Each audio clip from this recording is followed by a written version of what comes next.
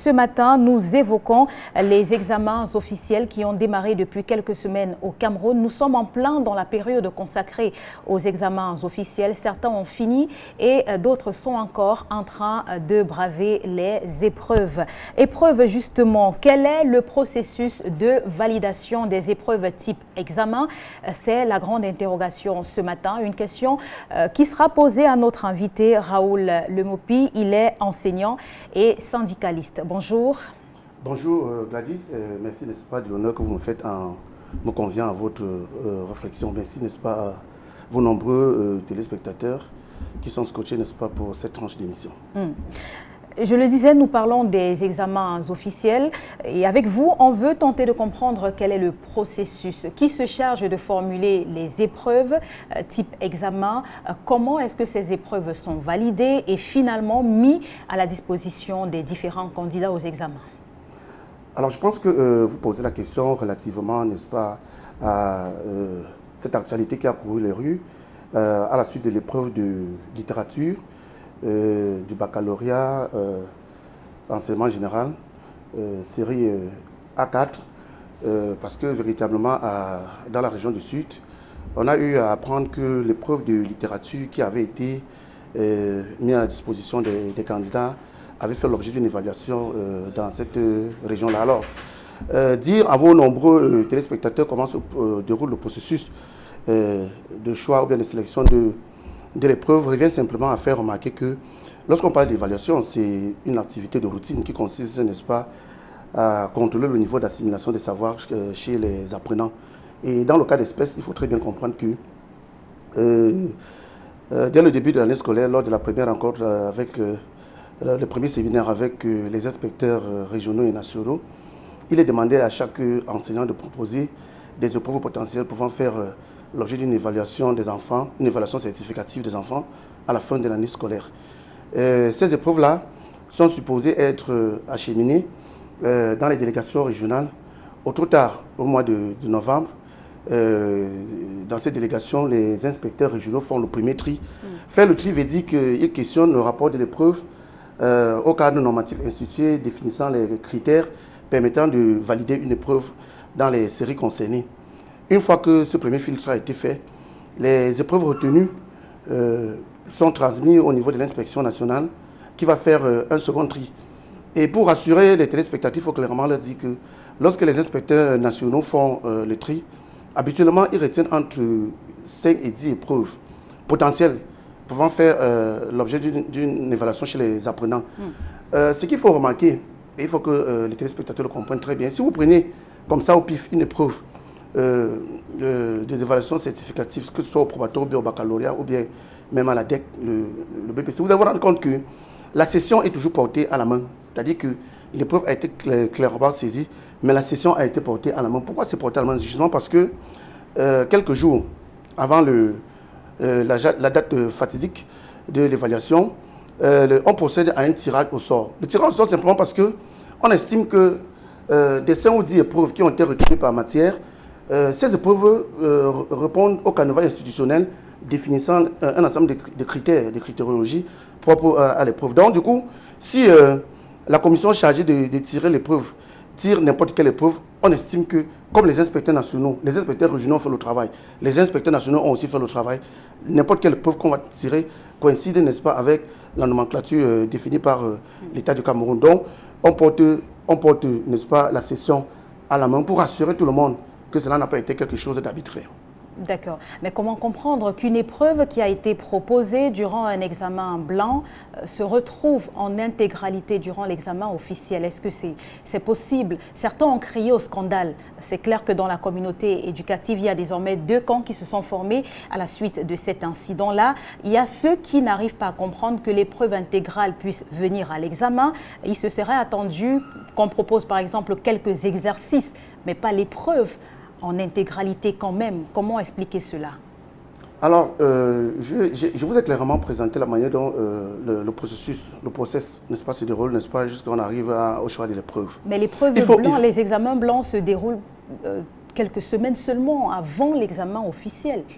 Je suis parfaitement d'accord avec vous, n'est-ce pas? Mais pour dire que, une fois que l'enseignant propose une épreuve par exemple, M. Lebon a proposé les preuves. Comme tous les autres collègues dans la République ont proposé les preuves.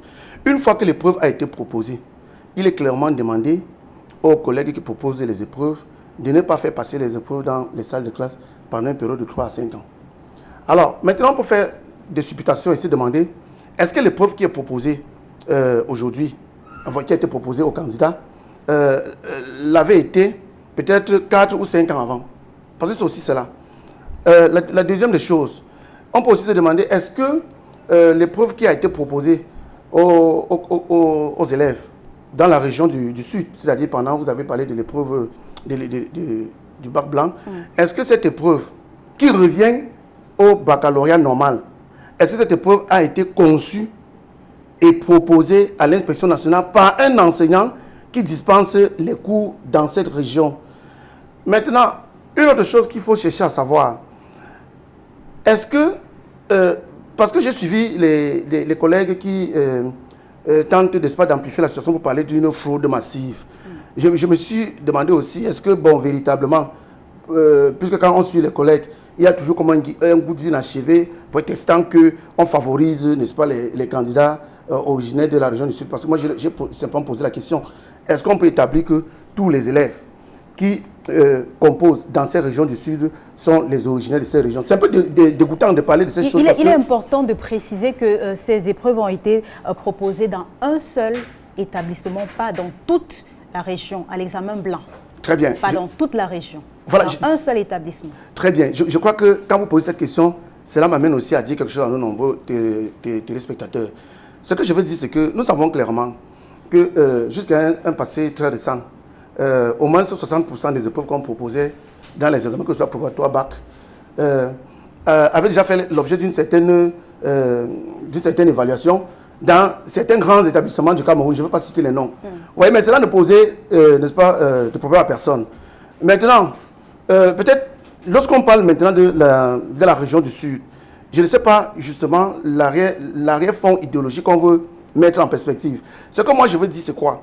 Moi je veux simplement dire que s'il y a quelqu'un, n'est-ce pas, ou une institution qui peut établir de la vérité ou de la fausseté de tout ce qui s'est passé dans la région du Sud, ce sont les inspecteurs nationaux qui communiquent et rassurent l'opinion que l'épreuve qui a été, n'est-ce pas, proposée aux candidats sur tout le territoire national du Cameroun pour l'épreuve du baccalauréat, série A4 espagnol pour la matière littérature, que c'est une épreuve véritablement qui ne pose aucun problème, n'est-ce pas, on va dire comment, du point de vue normatif, et que cela peut être une coïncidence véritablement hasardeuse. Voilà, et je le disais tout à l'heure, la communauté éducative est divisée justement sur le sujet. Il y en a qui estiment qu'il n'y a pas véritablement lieu de parler de scandale en l'état ou alors de fraude sur le plan national, parce que l'épreuve n'a été proposée qu'aux candidats d'une seule région et même dans un seul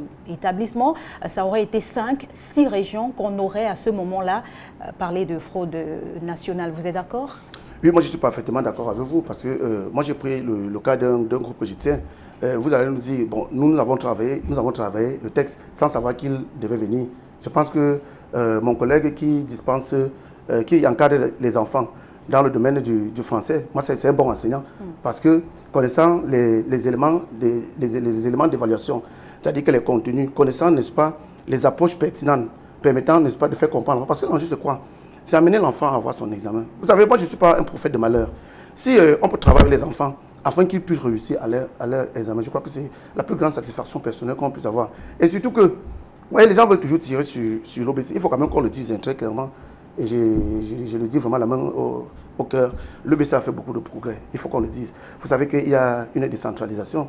L'État a créé les antennes OBC dans certaines régions du Cameroun, à l'effet, n'est-ce pas, de lever un ensemble de lourdeurs qui rendait, n'est-ce pas, difficile de gripper la machine évaluative. Et à ce niveau, si vous regardez un peu comment les choses se déroulent cette année, je crois que l'État fait un très grand pas en avant, pour lequel nous devons l'accompagner et nous dit quand même que nous sommes les enseignants. Et en tant qu'enseignants, nous devons tout faire, n'est-ce pas, pour rétablir ou bien restaurer le caractère nobiliaire des diplômes que nous décernons à nos enfants. Et quand vraiment il n'y a pas du feu dans la maison, nous ne devons pas l'allumer. Donc jusqu'ici, en dehors de cet incident, les épreuves continuent hein, pour ce qui est des autres examens. Bien sûr, les candidats continuent à affronter les épreuves en dehors justement de cet incident que nous avons tenu tout de même à relever ce matin avec vous, Monsieur Lemopi, face également aux interrogations des parents. Oui, effectivement, parce qu'il faut rassurer les parents. Parce que quand bien on dit que cette épreuve est venue dans la région du Sud, on va attendre les résultats. Vous allez même voir que même malgré ça, il y en aura toujours qui vont échouer. C'est-à-dire qu'ils ne vont pas bénéficier de la plus-value d'un travail qu'ils ont fait quelques semaines après, puis qu'ils soient revenus. Et surtout, nous sommes dans un coefficient 2, et je continue de le dire. L'enseignant qui a évalué, le simple fait que l'épreuve revienne même à l'examen national, moi je crois que c'est un bon enseignant.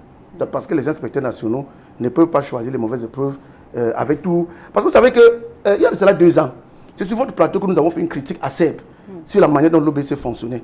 Et je peux vous rassurer, ils ont pris tout cela en considération. Ils ont corrigé beaucoup de choses. Parce que même ils comprennent que les critiques que nous construisons tous les jours, en prenant appui sur les dérives que nous observons, sont des critiques fondées. Et si nous le faisons, c'est parce que nous estimons qu'il y a toujours la possibilité de parfaire le travail que nous avons à faire. Et si aujourd'hui on est arrivé à ce genre de choses, je crois que Equino doit véritablement se frotter les mains et se dire que Equino s'est véritablement écouté. Et quand ça marche, on doit leur dire, ça marche. Maintenant, il y a eu un quoi. Il faut qu'on interpelle l'enseignant qui a eu, n'est-ce pas, proposé cette épreuve-là à l'office du baccalauréat. Maintenant, il faut vérifier, est-ce qu'il a fait, il y a de cela 5 ans, il y a de cela 4 ans. Si bon, on établit que c'est une faute professionnelle, et c'est sûr que les inspecteurs nationaux savent ce qu'il y a lieu de faire. Merci, Monsieur Lemopi, d'avoir répondu présent à notre invitation ce matin. Merci, Gladys. Merci. Et très bonne journée. Je veux profiter aussi pour dire beaucoup de courage à tous nos enfants qui affrontent le BPC. Et pour le BPC dès demain, mais aujourd'hui pour le BPC bilingue. D'accord. Merci d'être venu ce matin.